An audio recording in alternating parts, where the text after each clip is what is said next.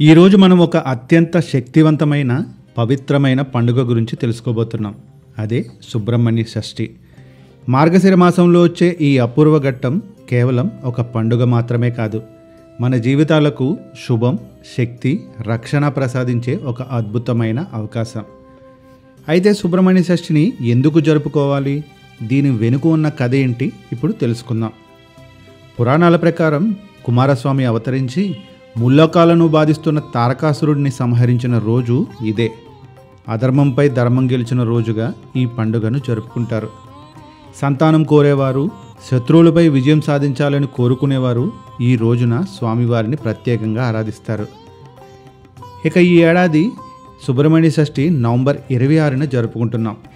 November 25 రాత్రి 7:12 తిథి మొదలై నవంబర్ 26 రాత్రి 7:43 ముగుస్తుంది.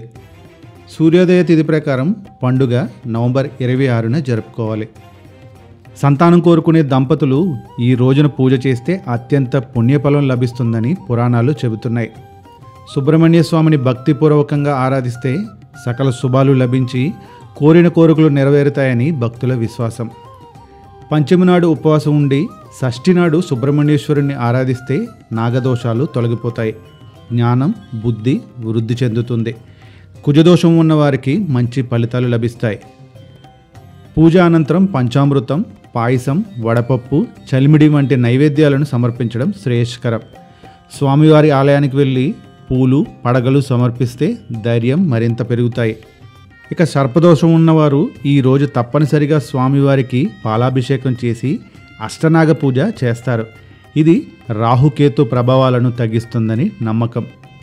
ఇక వివాహం ఆలస్యం అవుతున్నవారు తులసి దళాలతో పూజిస్తే శుభఫలాలు వస్తాయని చెబుతారు. సంతానం కోరుకునేవారు పాలు, తేనె, పంచామృతం, గంగాజలంతో అభిషేకం చేసి ప్రత్యేక పూజలు చేస్తారు. ఇక కొంతమంది భక్తులు సంకల్పంగా నాగుల చీర కట్టడం కూడా ఆచరిస్తారు. ఇలా సుబ్రహ్మణ్య షష్ఠి అనేది శక్తి, శాంతి, శుభం, పరిరక్షణలను ప్రసాదించే అత్యంత పవిత్రమైన రోజు. ఈరోజు భక్తి నిష్టలతో స్వామివారిని ఆరాధిస్తే సంతానం, ఐశ్వర్యం, ఆరోగ్యం, విజయాలు మన జీవితంలో కలుగుతాయని పురాణాలు చెబుతున్నాయి. ఓం శ్రీ సుబ్రహ్మణ్యేశ్వర స్వామియే నమః.